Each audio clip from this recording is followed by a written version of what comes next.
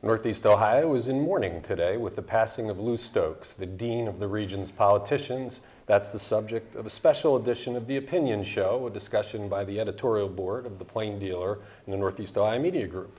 I'm here with editorial writer Sharon Broussard, Metro columnist Mark Namick, and a special guest, Brent Larkin, longtime head of the editorial board of the Plain Dealer and now one of the state's best columnists.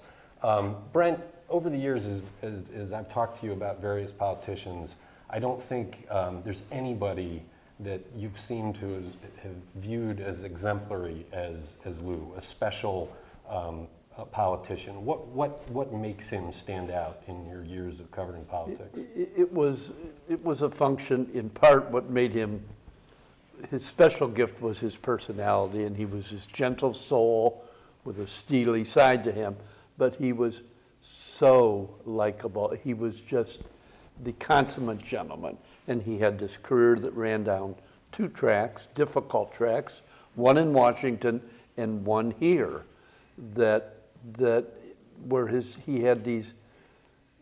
he accomplished a great deal in both of those roles, and it made him really a historic figure.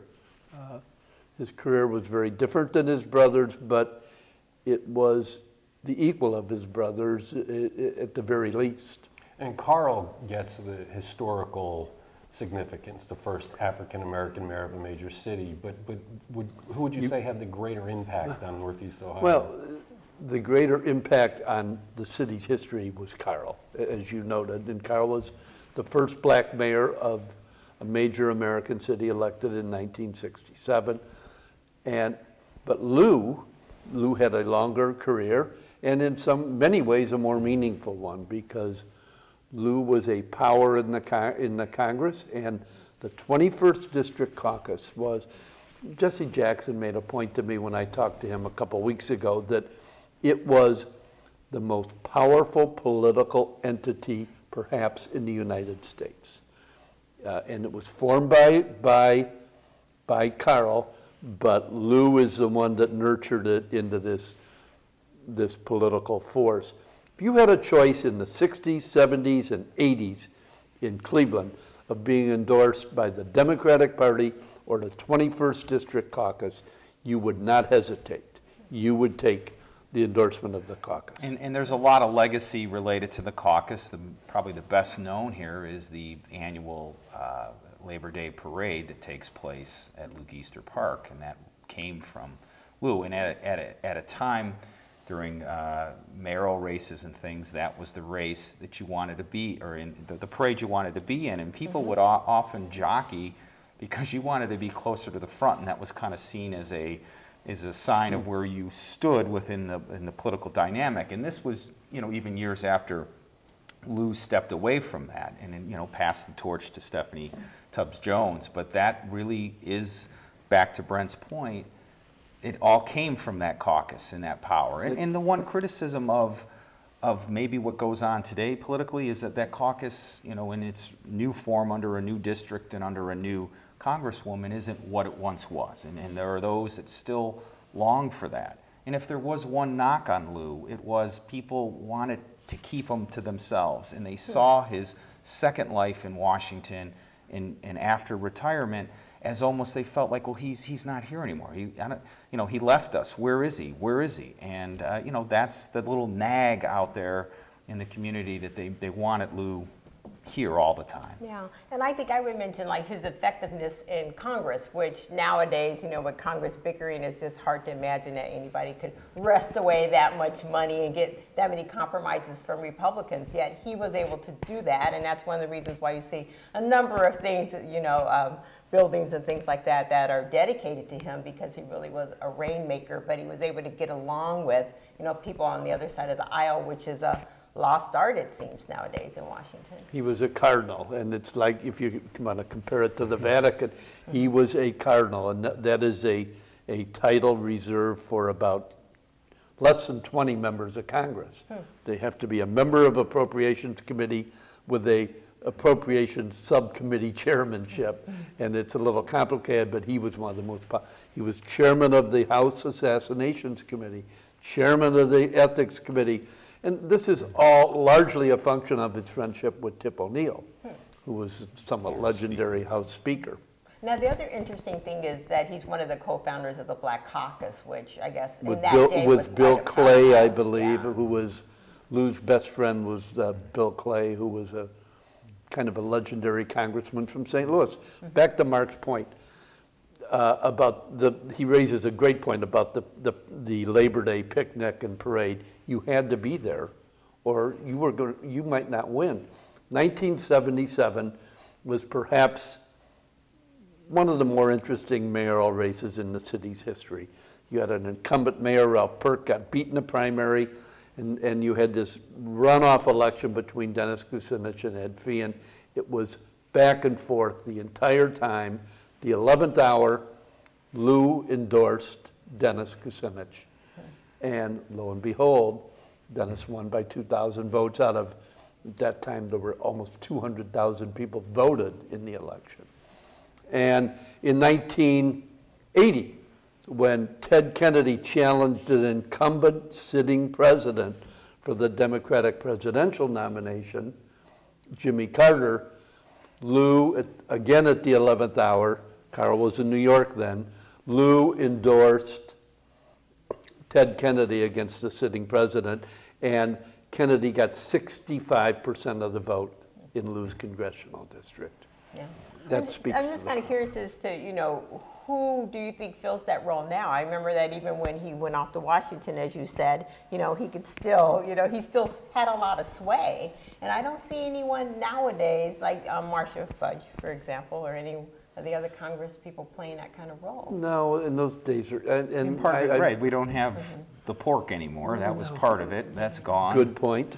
And we don't have the concentration of population on the city's east side that we have, and I've written this before, and it's not a good thing, but the middle class has largely left the city.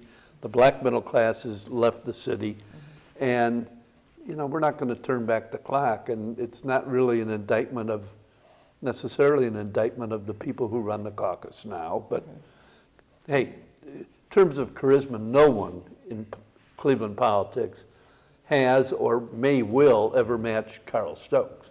Carl Stokes was a complicated but very charismatic guy. And Brent, you've written about this, and I didn't have the history until I started reading more about Lou when we learned that he had cancer, and that was the legal side, which gets overshadowed by his political side. Having been before the U.S. Supreme Court, having dealt with a case that kind of set actually set in motion this idea of the district that would be predominantly black and the precedent that came from that. That's a great story on that. I don't want to talk too much here, but in early '68, Carl was mayor. He cut a deal with Jim Rhodes, who was governor, to create a majority-minority congressional district that brought Ohio into compliance with a one-man, one-vote Supreme Court ruling. And so Lou ran against about 20-some people, 18 people, I believe, George Forbes, Leo Jackson, Dr. Ken Clement, Carl's campaign manager, and Lou won easily.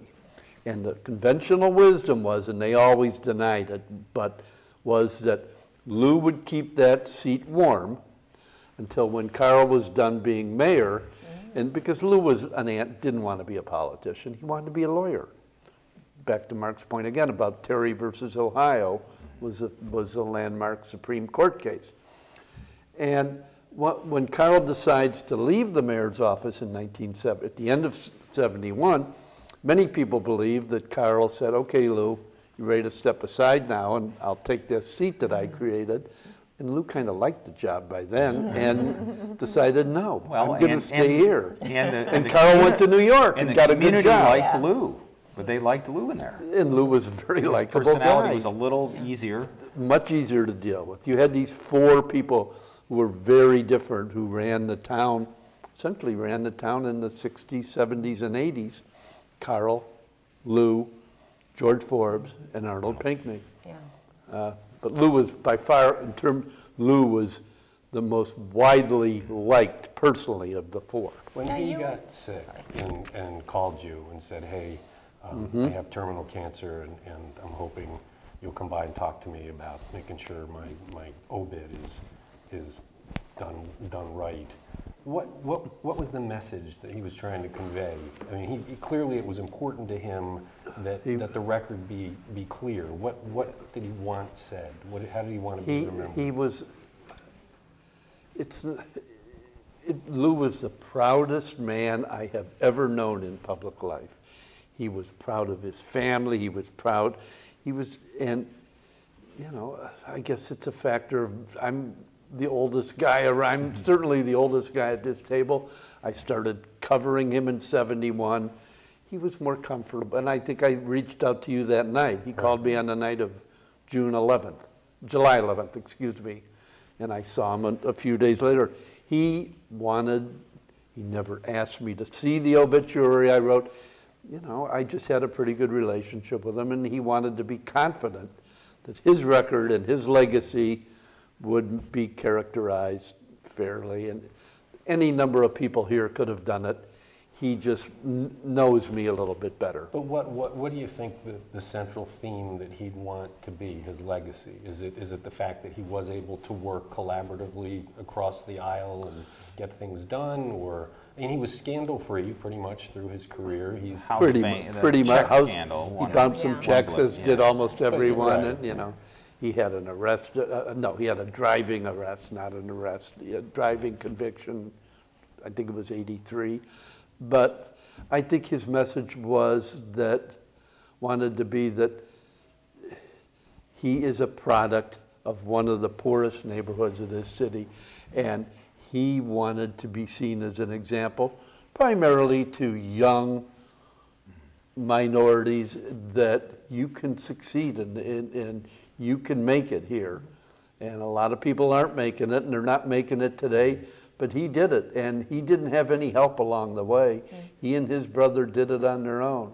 Yeah, it's interesting. And that's the story of their life, I think. People probably, some have forgotten, some haven't, that he came from Outhwaite, which is Central and 55th.